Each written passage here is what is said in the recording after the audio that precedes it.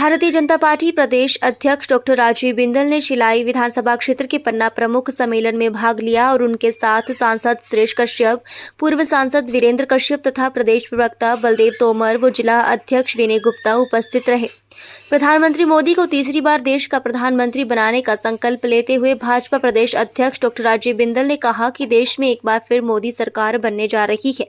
उन्होंने कहा कि झूठ बोलने वालों को जनता माफ नहीं करेगी। जिन्होंने भगवान श्री राम, महिलाओं, युवा, किसानों, 300 यूनिट बिजली को लेकर जनता से झूठ बोला, कांग्रेस के वो लोग अब ज्यादा दिनों के लिए बचने वाले नहीं हैं। उन्होंने कहा कि कांग्रेस के नेता राहुल गांधी और पूर्व प्रधानमंत्री मनमोहन सिंह ने खुलकर अल्पसंख्यकों के बारे में बोला है।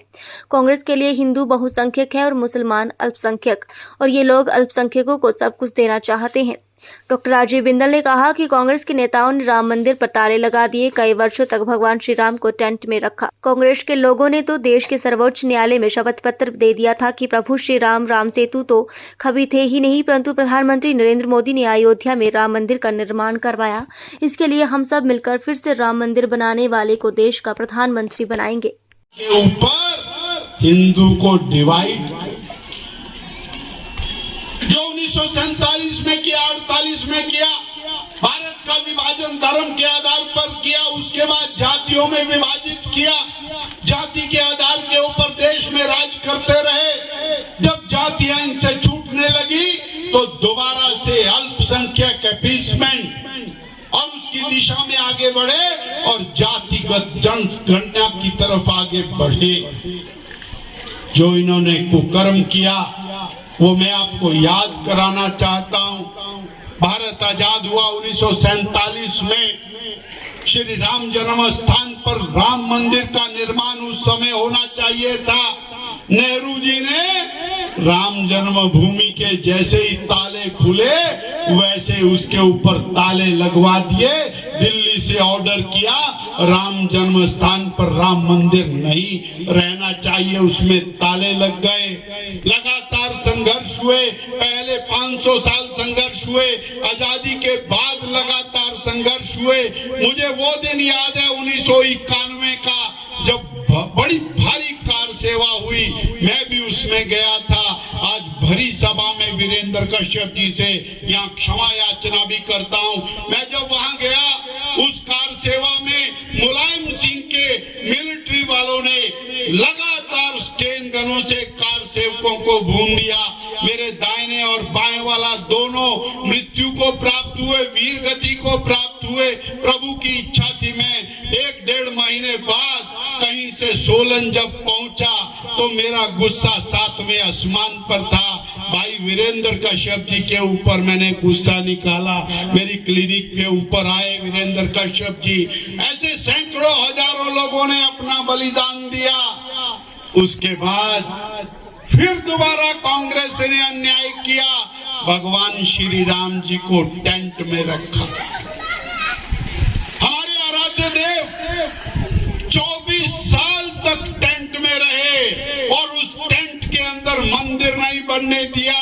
इन्होंने, कांग्रेस ने उसका पूरा विरोध किया, न्यायालय में विरोध किया, एफिडेविट फाइल किया। और क्या कहा एफिडेविट में, माताओं बहनों, भगवान राम तो हुए ही नहीं, ये तो केवल एक कपोल कल्पित कहानी है। ना राम हुए, ना सीता हुई, ना लक्ष्मण हुए और ना ही लंका के ऊपर चढ़ाई हुई, ना ही वहां पर राम सेतु है। ये एफिडेविट फाइल किया और इसका डट के विरोध किया। आज श्री नरेंद्र भाई मोदी के कारण हमारे आराध्य देव भव्य राम मंदिर में विराजमान है। वो दिव्य, वो अलौकिक श्री राम जी का मंदिर देने वाले श्री मोदी जी को क्या हम तीसरी बार देश का प्रधानमंत्री नहीं बनाएंगे? भगवान श्री राम जी का मंदिर बनाने वाले को तीसरी बार देश का प्रधानमंत्री नहीं बनाएंगे क्या? और सनातन को समाप्त करने वाले, सनातन को गाली देने वाले, सनातन को डेंगू, मलेरिया, मच्छर बोलने वाले ऐसे लोगों को हम जीतने देंगे क्या? ऐसे लोगों को जीतने देंगे क्या? देश को जाति धर्म संप्रदाय के आधार पर बांटने वालों को हम जीतने देंगे क्या?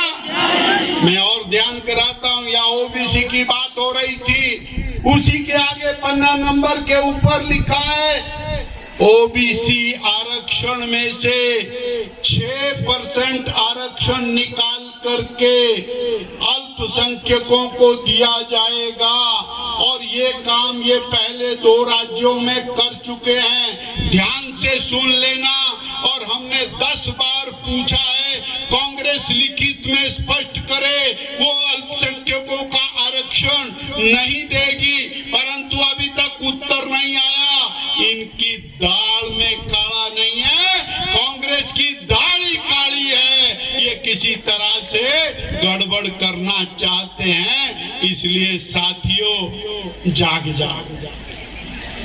हम नहीं जागेंगे तो फिर हमारा और आपका हिसाब किताब बाकी सब लोग बराबर करेंगे। ये कांग्रेस का घोषणा पत्र है और बीजेपी का, मोदी का घोषणा पत्र क्या है कि मैं दुनिया के अंदर भारत को सबसे ताकतवर देश बनाऊंगा। मैं 5 साल के अंदर दुनिया में तीसरी महाशक्ति भारत को बनाऊंगा।